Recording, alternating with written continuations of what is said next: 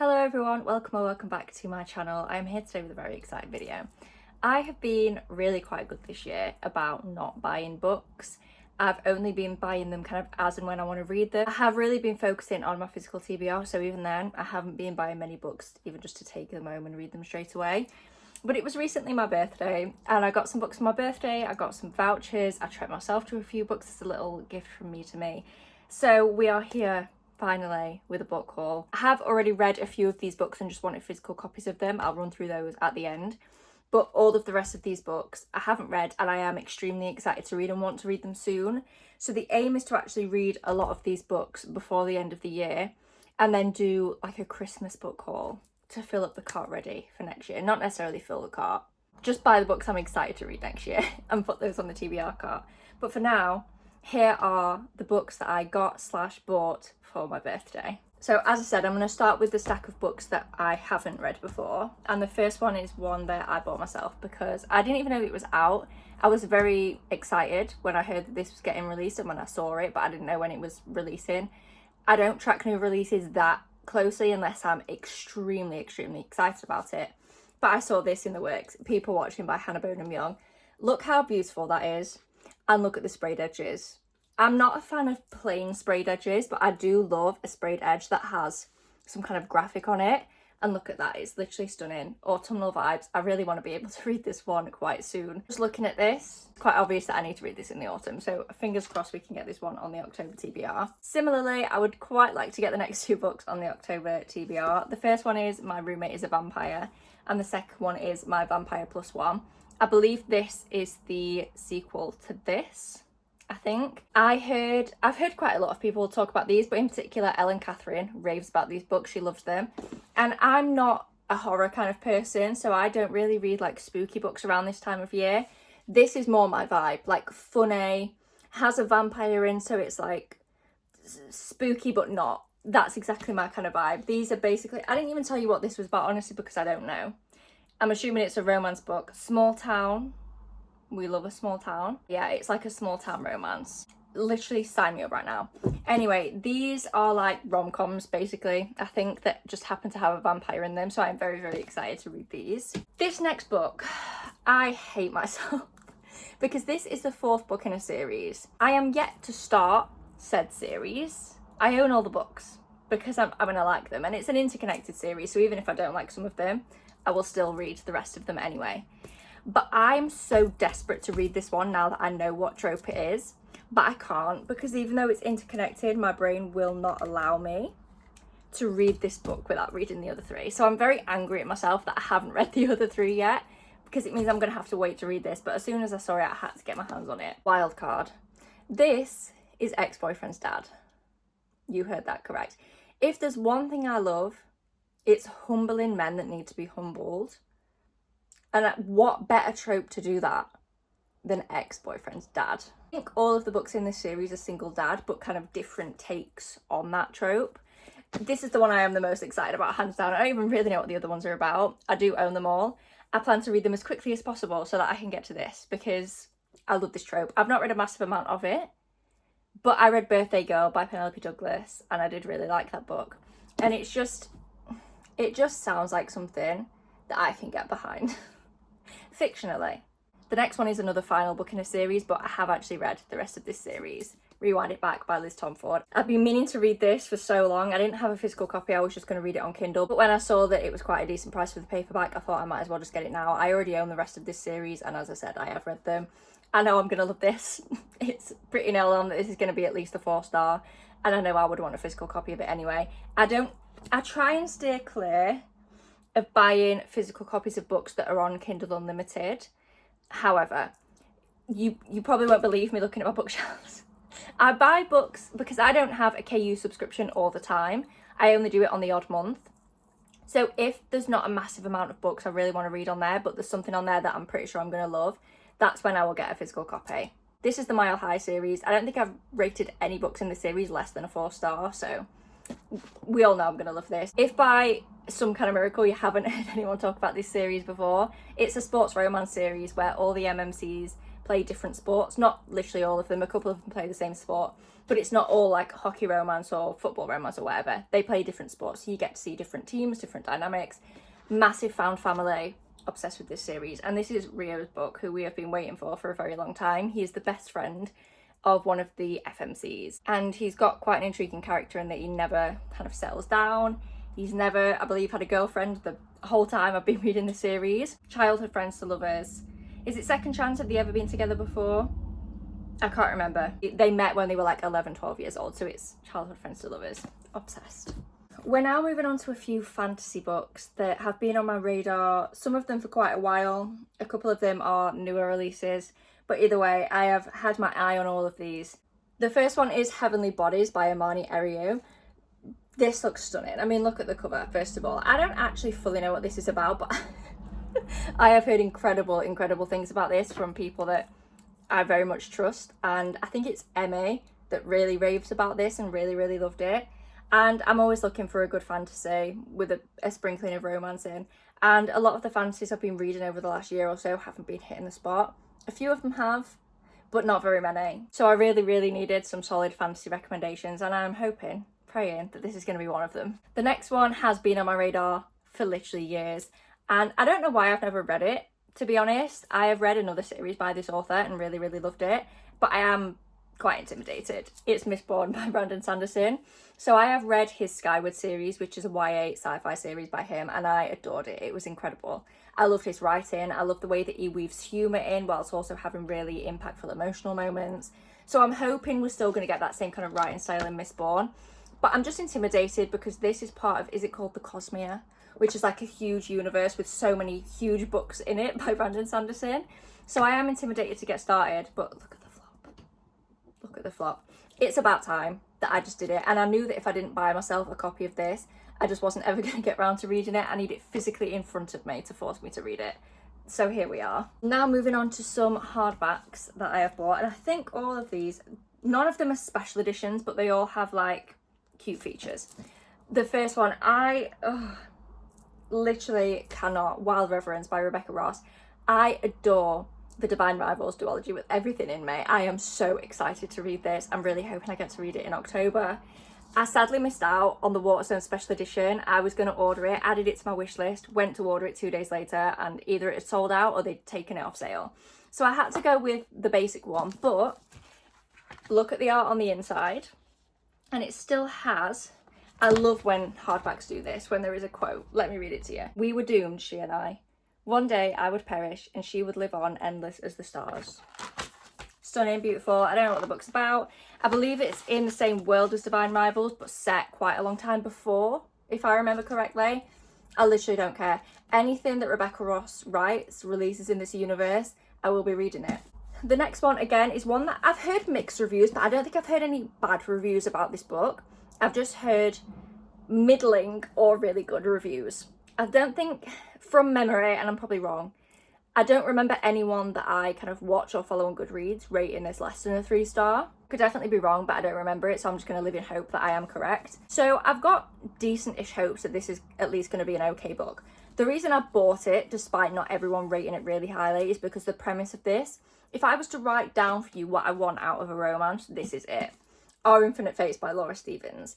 This is a in every lifetime, soulmate, would die for you in every single lifetime romance. That trope is one that I love. The whole soulmates thing in every lifetime, especially in fantasy, I feel like it can hit harder. I'm obsessed with it. What's quite different about this one is that they kill each other in every lifetime. But what I think I'm going to find so beautiful about this is that obviously they don't come back as the same person in every lifetime. They also don't come back as the same gender. So in this book, we get to see them, they fall in love no matter what. And it's like their souls are connected and it doesn't matter what physical body they are in. They are just in love and then they kill each other.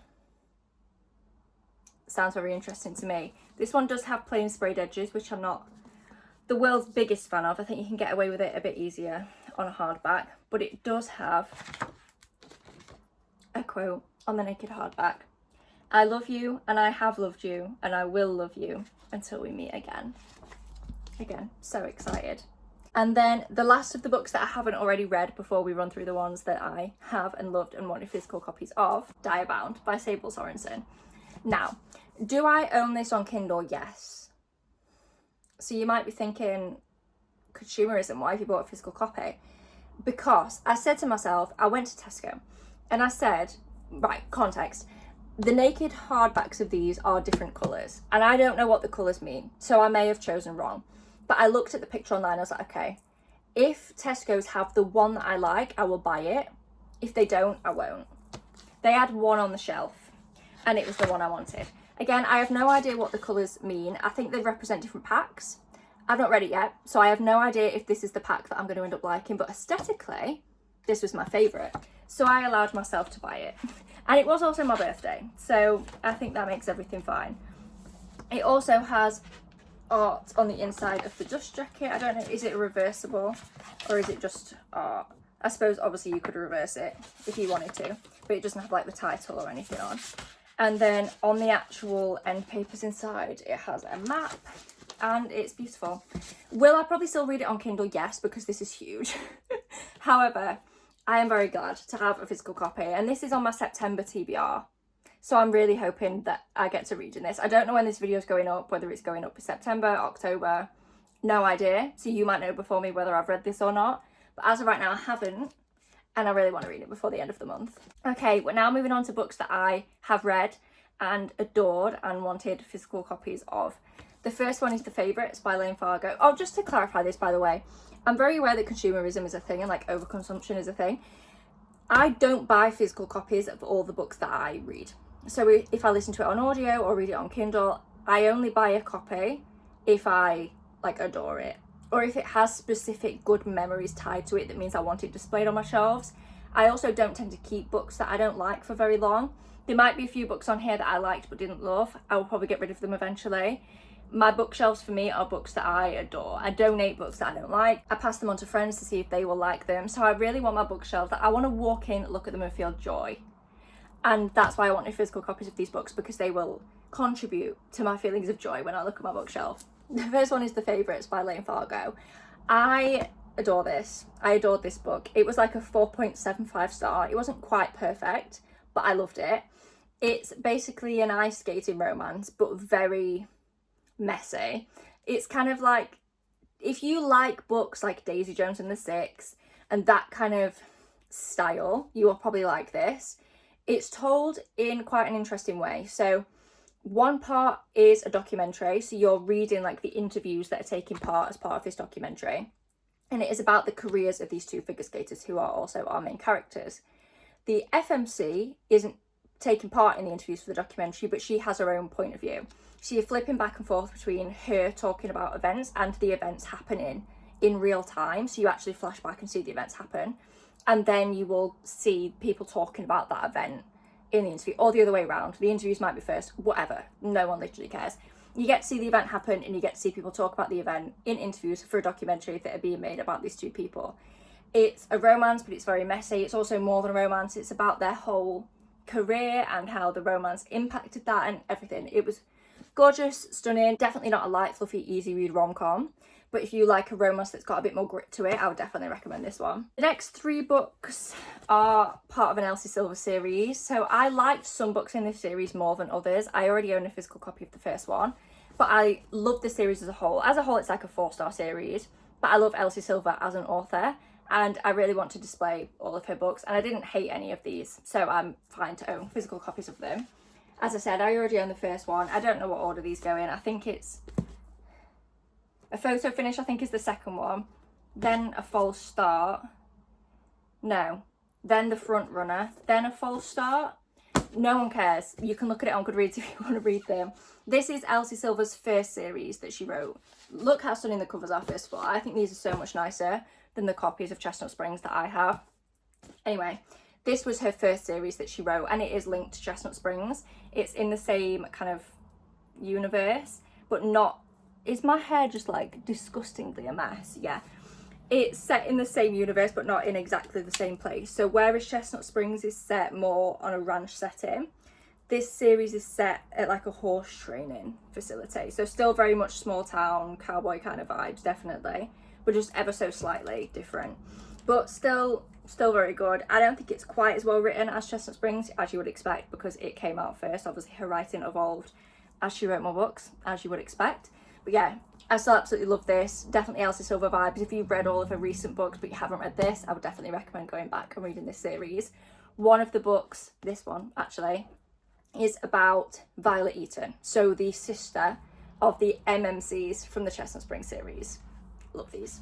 The next one is one that I actually read more recently, which is quite rare. I tend to, before I buy a physical copy of a book that I've read on Kindle or audio, I tend to sit with it for a good few months before I really think about whether I want a physical copy of it or not.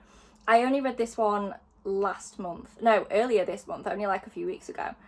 But I knew I wanted a physical copy of this because I adored it. I also read it whilst I was on holiday, and just thinking about this book gives me really good memories of the holiday. So I wanted a physical copy of this one. If you don't know, this follows Charlie, who was one of the very prominent side characters in Every Summer After by the same author. This is set about 10 years-ish after, I think. Maybe more than, no, I think more than 10 years. Quite a while after Every Summer After, this is set, and this is Charlie's romance. And I loved it. I wasn't sure on it at first. I vlogged reading this in my holiday reading vlog. And I wasn't sure on Charlie at first, but the more I read the book, the more charmed I became, and I ended up really loving this. And as I said, it just has really good, like, memories. Like, it physically holds memories of my holiday and reading this on holiday. So I wanted to display it on my shelves. The last 3 books are all fantasy books. The first 2 are a duology, One Dark Window and Two Twisted Crowns by Rachel Gillig. I read these a few months ago now, a combination of listening to them on audio and reading them on Kindle. This was a 5-star read. This was like a 4.25, 4.5. I adore this. Anything that Rachel Gillig releases, again, I will be reading, especially if it's this same kind of gothic atmosphere. She just did it so right. The whole atmospheric writing, the romance and the way that weaved in but didn't overpower the plot. The magic system was so good. Basically, the magic system in this book is based on a set of cards, like a deck of cards, and it was so interesting, and I just loved it. If you know in the back of your mind that you like YA fantasy but you've not been having very good luck with it, please read these. They were literally incredible. And then the last book, again, is one that I have read and is also a fantasy where the magic system is based on playing cards, Arcana Academy by Elise Kova. I only rated this a 3.5, so you might be thinking, well, why have you bought it? Because there was nothing about this that I didn't like. I think it just had things missing, but it is the first book in a series, and I'm definitely going to carry on with the series. So I wanted to get this whilst the hardback was still out, because I know that the hardback of the second book will come out a long time before the paperbacks will, and I want to read it as soon as it comes out. There's nothing about this I didn't like. I really enjoyed the process of reading it. I think it just needs to be built upon, but hopefully that will happen later on in the series. The magic system is built on playing cards, but it definitely has a different vibe to One Dark Window. This is also set at like an academy, as you might expect from the title, where students go to learn how to basically create these cards. So in One Dark Window, the cards exist, and that is that. There are only so many of them. In this one, you can create cards, but you have to have like a special license and special training to be legally allowed to do so. And at the beginning of this book, our FMC is in prison because she didn't listen to the if you are legally allowed to do so part. So it starts with her in prison. And I'm not going to say any more, actually. If that sounds interesting to you, I would definitely recommend this. It was very easy to read and digest. Not the most complex fantasy I've ever read, but sometimes that's nice. I don't always want my brain to be like blown when I read a fantasy book. And they are all the books that I bought/received for my birthday. As I said, I'm very excited to read the ones of these that I haven't read yet, and I hope to read them in upcoming reading vlogs. So if you enjoyed this video, please give it a thumbs up down below. Subscribe so you don't miss said reading vlogs where I'm actually going to be reading these books. Thank you so much for watching, and I will see you in my next video. Bye!